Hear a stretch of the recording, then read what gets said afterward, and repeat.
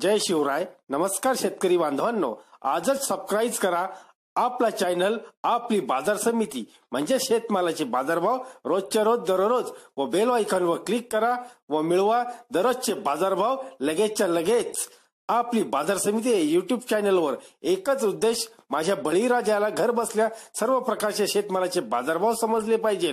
आजच सबस्क्राईब करा आपली बाजार समिती या चॅनलला व बाजारभाव रोजच्या रोज दररोज घर. एक महत्वाची बातमी पाहणार आहोत. केंद्र अर्थसंकल्प 2019 6,000वर बोळवण. पाहूया सविस्तर बातमी.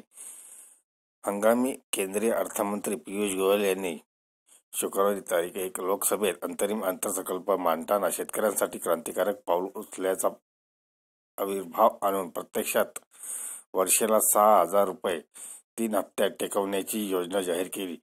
पंतप्रधान किसान सन्मान निधी या नावाने असलेली ही योजना केवळ लहान व सीमांत शेतकऱ्यांसाठी लागू असेल. आगामी लोकसभा निवडणुकीआधी या शेतकऱ्यांच्या बँक खात्यात 2,000 रुपये जमा करण्यात येतील.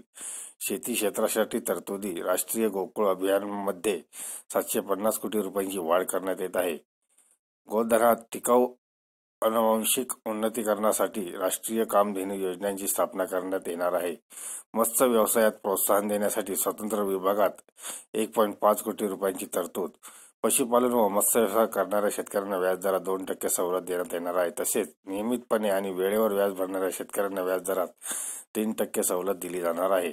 नैसर्गिक आपत्तीच्या काळात कर्ज पुनर्रचनेच्या पूर्ण कालावधीच्या व्याजदरात 2% सवलत देण्यात येणार आहे. अर्थमंत्र्यांनी शेतकरी आणि मध्यमवर्गीयांना खुश करण्यावर आर्थिक भर दिला.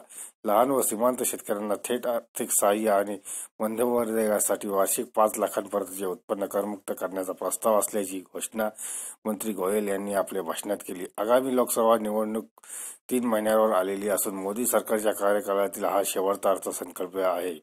निवडणुकीच्या पार्श्वभूमीवर अपेक्षेप्रमाणे अर्थसंकल्पात सर्व क्षेत्रासाठी घोषणाचा पाऊस पाडण्यात आला. उत्तर विभागातील राज्यात भाजपला शेतकऱ्यांच्या रोषामुळे पराभवाची चव चाखावी लागल्याने केंद्रीय अर्थसंकल्प शेतकऱ्यांसाठी मोठी घोषणा करण्याची शक्यता गेल्या महिन्यापासून वर्तवली जात होती.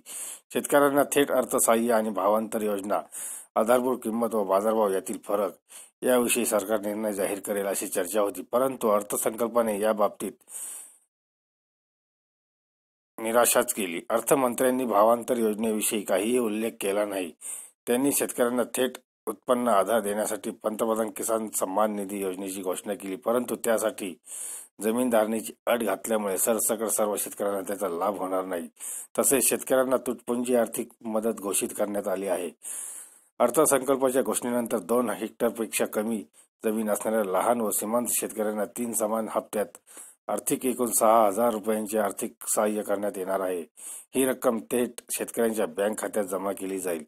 त्यातील 2,000 रुपयांचा पहिला हप्ता आगामी लोकसभा निवडणुकीपूर्वी मिळेल, कारण या योजनेची अंमलबजावणी 1 डिसेंबर 2018 पासून केली जाणार आहे.